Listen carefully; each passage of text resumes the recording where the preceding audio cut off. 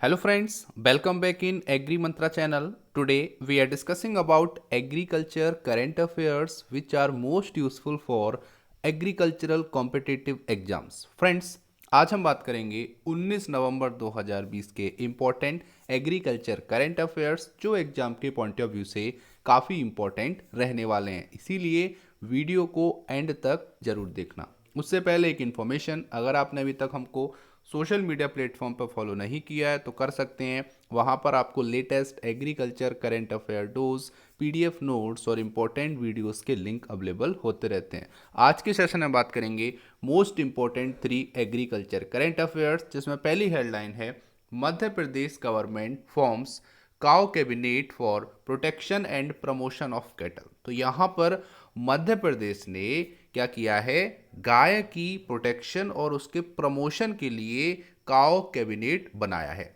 जानेंगे ये cow cabinet क्या है, इससे क्या एडवांटेज होगा, सारी इन्फॉर्मेशन लेंगे इस काउ कैबिनेट के बारे में। बहुत इंपॉर्टेंट है क्योंकि यहाँ पर एग्रीकल्चर रिलेटेड यहाँ पर ये जो कैबिनेट है वो फॉर्म हुआ है एमपी में, मतलब मध्य प्रदेश में। जानेंगे इसके बारे में डिटेल में आने वाली स्लाइड में। Second important current affair, Patanjali's Ruchi Soya to launch FPO next year से स्वामी रामदेव। तो जैसा कि आपको पता है, रुचि सोया को पतंजलि ने खरीद लिया था। उसके जो ओनर हैं प्रेजेंट में, जो पतंजलि हैं, तो यहाँ पर उन्होंने बोला है कि वो अगले साल नेक्स्ट ईयर से रुचि सोया के लिए एफपीओ लॉन्च करेंगे। तो जानेंगे ये एफपीओ क्या होता है, इसको बोलते हैं फॉलो ऑन पब्लिक ऑफर। इसके बारे में डिटेल में जानेंगे, रुचि सोया के बारे में जानेंगे, सारी इन्फॉर्मेशन आने वाली स्लाइड में। और आज का लास्ट और important current affair, silk exports shrink as pandemic hit demand. तो यहाँ पर जैसा कि आपको पता है, कोविड-19 पेंडेमिक के कारण काफ़ी डिमांड में गिरावट आई है और इसीलिए इस बार जो सिल्क का एक्सपोर्ट है वो पिछले ईयर के कंपेयर में काफ़ी कम हुआ है। तो जानेंगे पिछले ईयर कितने करोड़ का यहाँ पर एक्सपोर्ट हुआ था और इस साल कितने करोड़ का एक्सपोर्ट हुआ है, सारी इन्फॉर्मेशन लेंगे आने वाली स्लाइड में। तो स्टार्ट करते हैं। तो सबसे पहले बात करेंगे Madhya Pradesh government forms cow cabinet for protection and promotion of cattle. तो यहाँ पर मध्य प्रदेश गवर्नमेंट ने काउ कैबिनेट फॉर्म किया है ताकि वहाँ के कैटल्स को प्रमोट किया जा सके और उनकी प्रोटेक्शन की जा सके। जानेंगे इसके बारे में डिटेल में। तो सबसे पहले MP government has announce the first of its kind cow cabinet for the protection of cow. तो एमपी गवर्नमेंट ने देश का एक पहला ऐसा काउ कैबिनेट फॉर्म किया है जो बाकी राज्यों में अभी किसी ने नहीं किया है, जो प्रोटेक्ट करेगा काउस को। यहाँ पर फोकस किया गया है गाय के लिए, तो गाय को फोकस करते हुए यहाँ पर काउ कैबिनेट का बोल सकते हो फॉर्म हुआ है विद दी हेल्प ऑफ, यहाँ पर बोल सकते हो जो नेता हैं, जो लीडर्स हैं, उन्होंने यहाँ पर मिलकर मीटिंग्स की और यहाँ पर काउ कैबिनेट का निर्माण हुआ। तो इतना आपको याद रखना है कि एमपी ने भी हाल ही में काउ कैबिनेट फॉर्म किया है। अब आगे जान लेते हैं इसके बारे में। First meeting of the cabinet to be held on November 22 at 12 noon on Gopashtami at Gau sanctuary. यहाँ पर बात करेंगे तो पहली जो मीटिंग होने जा रही है इस कैबिनेट की, काउ कैबिनेट की, वो होगी 22 नवंबर को 12 बजे गोपाष्टमी, उस दिन गोपाष्टमी है, एट गौ सेंचुरी, जो कहाँ पर है, आगर मालवा। ठीक है, आगर मालवा की अगर हम बात करेंगे तो ये एक डिस्ट्रिक्ट है एमपी में। ठीक है, ये एक डिस्ट्रिक्ट है एमपी में। वहाँ पर ये जो कैबिनेट की मीटिंग है वो होगी 22 नवंबर को, ये आपको याद रखना है। कहाँ पर होगी, गौ सेंचुरी आगर मालवा में। ठीक है, आगे अगर हम बात करेंगे तो यहाँ पर है इस कैबिनेट में और कौन कौन से जो डिपार्टमेंट हैं वो भी शामिल होंगे। तो यहाँ पर animal husbandry, forest, panchayat and rural development, revenue, home and farmers welfare department, ये इसके हिस्सा होंगे। मतलब है कि अब ये काउ कैबिनेट जब बन जाएगा तो काउ कैबिनेट के अंदर ही, ठीक है, यहाँ पर क्लियर लिखा हुआ है department will be part of cabinet. तो ये सारे जितने भी डिपार्टमेंट हैं ये इस कैबिनेट के पार्ट होंगे, ये आपको याद रखना है। तो यहाँ पर फार्मर वेलफेयर डिपार्टमेंट भी इसी का पार्ट होगा। ठीक है, ये आपको याद रखना है। तो यहाँ पर मेन चीज़ कहने वाली बात है कि एमपी ने अभी हाल ही में ये काउ कैबिनेट फॉर्म किया है, ये आपको याद रखना है।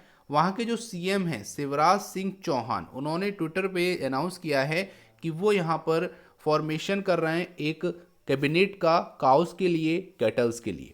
आगे अगर हम बात करेंगे तो यहाँ पर लास्ट ईयर जब कांग्रेस की नेतृत्व की सरकार थी, तो यहाँ पर बात हो रही है कि कांग्रेस के नेतृत्व वाली जो सरकार है उस टाइम पे एमपी गवर्नमेंट ने एक बिल पास किया था जो कि एक अमेंडमेंट एक्ट था, anti cow slaughter amendment act 2019, जो इंश्योर करता है कि अगर कोई अगर कोई गाय के नाम पर हिंसा करेगा तो उनको यहाँ पर 6 महीने से लेके 3 साल, ठीक है, 6 महीने से लेके 3 साल तक की जेल हो सकती है और उस पर 25,000 से 50,000 रुपीज का फाइन लग सकता है। ये यहाँ पर अमेंडमेंट एक्ट 2019 पास किया था जब कांग्रेस की सरकार थी मध्य प्रदेश में। ये आपको याद रखना है, ठीक है।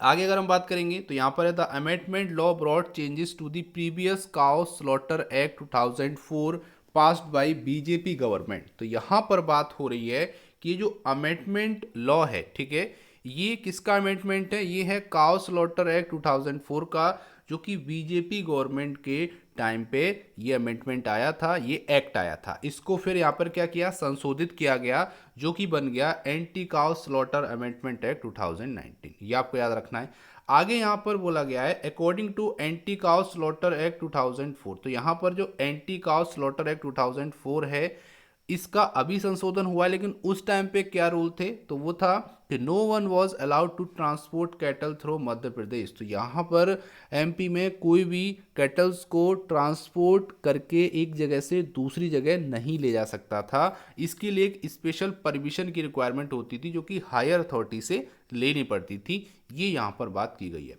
उम्मीद करते हैं यहाँ तक आपको करंट अफेयर समझ में आया होगा, हेल्पफुल लगा होगा। अब यहाँ पर एमपी की बात चल रही है तो कुछ इंपॉर्टेंट फैक्ट हैं जो एमपी से आपको पता होनी चाहिए।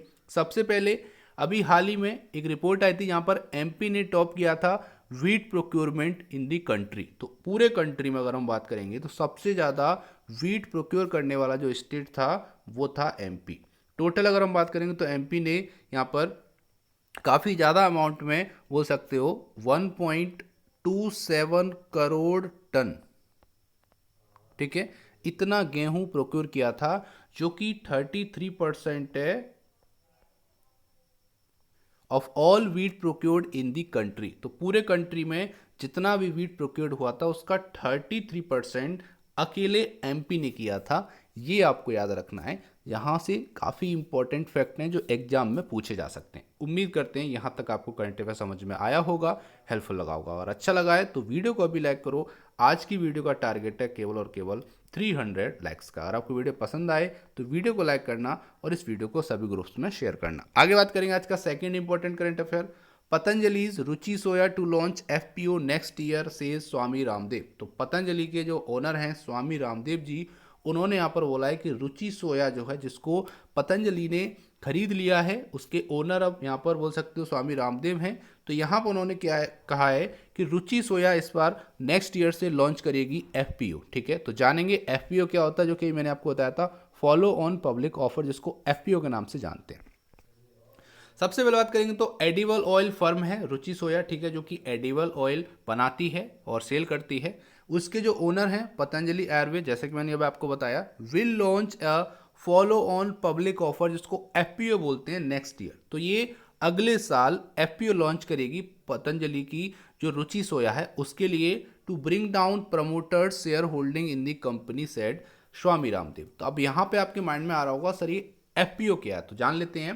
तो यहाँ पर है follow on public offering is the issuance of share to investor by a company listed on a stock exchange. इसका मतलब है कि फॉलो ऑन पब्लिक ऑफर जो है वो एक और नाम से जाना जाता है, इसको बोलते हैं दूसरा पब्लिक ऑफर, ठीक है, इसको इस नाम से भी जाना जाता है। आप जानते हैं होता क्या है? तो शेयर बाजार में शामिल कोई भी कंपनी फंड जुटाने के लिए सार्वजनिक तौर पर शेयर बेचने की पेशकश करती है, तो इसे एफपीओ मतलब फॉलो ऑन पब्लिक ऑफर कहते हैं। मतलब है कि वो अब अपने शेयर को बेच रही है, तो कोई भी जो आम जनता है, ठीक है, कोई भी परचेज कर सकता है शेयर्स को। तो ये किया क्यों जाता है?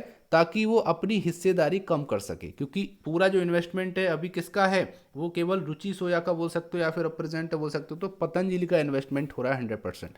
लेकिन जैसे ही इसके शेयर परचेज हो मतलब सॉरी सेल होंगे, लोग इसके शेयर्स को परचेज करेंगे तो उनका भी यहाँ पर इन्वेस्टमेंट होने लगेगा। अब उससे क्या होगा कि इसकी हिस्सेदारी कम हो जाएगी और लोगों की हिस्सेदारी बढ़ जाएगी। इससे क्या है कि लोगों का भी प्रॉफिट होगा और कंपनी पे जो लोड है वो थोड़ा कम हो जाएगा, अगर हम इन्वेस्टमेंट के पॉइंट ऑफ व्यू से बात करें तो। उसी को एफपीओ बोलते हैं, ये आपको याद रखना है। तो एक तरह से शेयर बेच रही है जो कि अगले साल से स्टार्ट करेगी रुचि सोया कंपनी, आपको याद रखना है। आगे यहाँ पे बोला गया है Patanjali group has a run Ruchi soya efficiently after the acquisition last year. तो यहाँ पर जब से पिछले साल से रुचि सोया को खरीदा है पतंजलि ने, जब से एक अच्छे रेस्पॉन्स मिले हैं इस कंपनी को, और यहाँ पर बोला गया है कि एक अच्छा ग्रोथ देखने को मिला है इस करेंट फिजिकल ईयर में कोविड-19 पेंडेमिक के बावजूद। यहाँ पर अगर हम बात करेंगे तो यहाँ पर बोला जा रहा है कि we are going to come win FPO next year. हम अगले साल आ रहे हैं एफपीओ लेकर, मतलब लोगों के लिए एफपीओ लॉन्च करने जा रहे हैं ताकि डाइल्यूट कर सकें अपने शेयर होल्डिंग, मतलब है अपनी हिस्सेदारी को कम कर सकें। ये है इनका उद्देश्य, इसीलिए ये एफपीओ लॉन्च कर रहे हैं।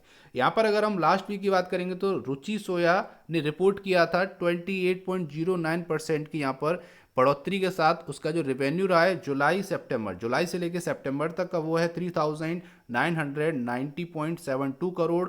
और अगर नेट प्रॉफिट की बात करेंगे तो वो भी अप रहा है 54.88% से, जो कि लगभग 126.73 करोड़ का यहाँ पर प्रॉफिट देखने को मिला है। ये आपको याद रखना है।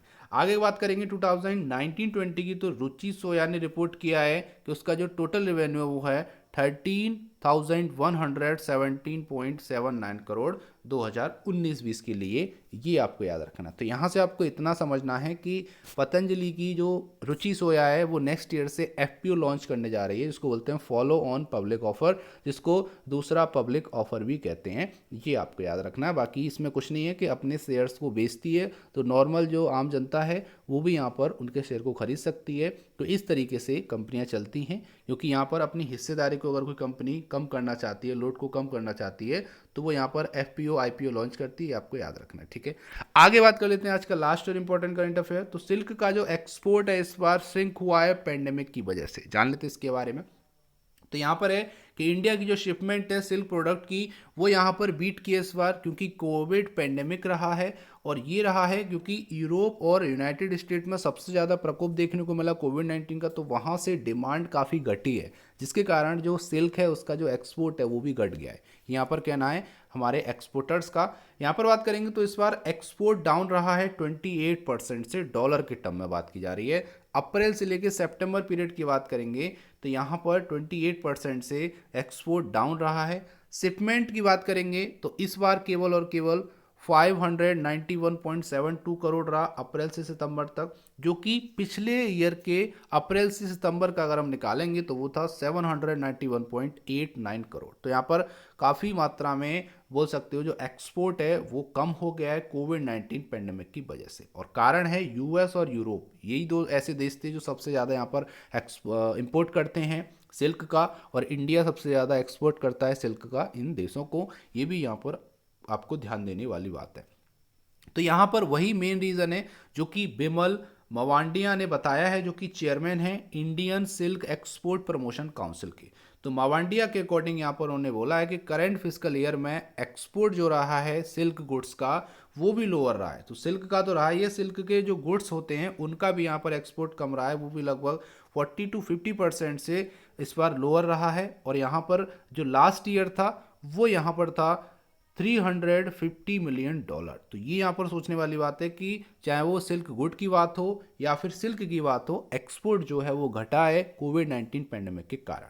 तो यहाँ पर अगर हम बात करेंगे तो पहले 3 से 4 मंथ की अगर हम बात करेंगे इस करंट फिजिकल ईयर में, तो एक्सपोर्ट डाउन रहा 80-90%। समझ रहे हो, मतलब है कि जब कोविड-19 पीक पे था, मार्च अप्रैल की बात कर रहे हैं, मई की बात कर रहे हैं, तो वहाँ पर 80 से लेके 90% तक यहाँ पर डाउन रहा है।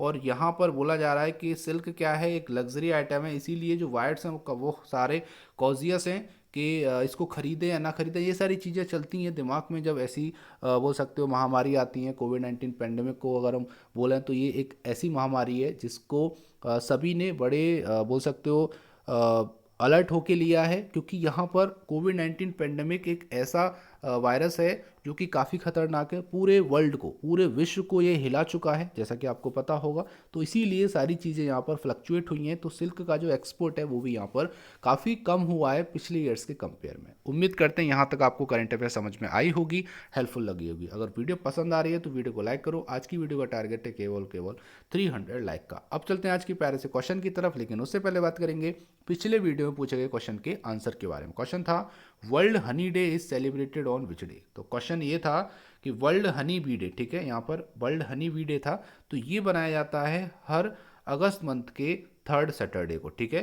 Third Saturday in August month को world honey bee day celebrate किया जाता है। तो सभी लोगों ने सही आंसर किया था। यहाँ पर बात करेंगे तो अब आपके लिए क्वेश्चन है जो कि बहुत प्यारा सा क्वेश्चन है, हो सकता है आपको आंसर मैंने बताया भी हो कुछ वीडियोस में। Headquarter of international crops research institute for semi arid tropic is situated at. तो आपको बताना है कि international crop research institute for the semi arid tropic का जो हेडक्वार्टर है वो कहाँ पर स्थित है। जल्दी से टाइप कीजिए आंसर और भेज दीजिए हमारे चैनल पर। हम आपके वैल्यूएबल कमेंट का बेसब्री से इंतजार कर रहे हैं। ये था आज का इंपॉर्टेंट सेशन। उम्मीद करते हैं सेशन पसंद आया होगा, हेल्पफुल लगा होगा। सो वीडियो देखने के लिए धन्यवाद। जय हिंद, जय भारत। इसका PDF आपको हमारे टेलीग्राम चैनल और व्हाट्सएप ग्रुप पे मिल जाएगा।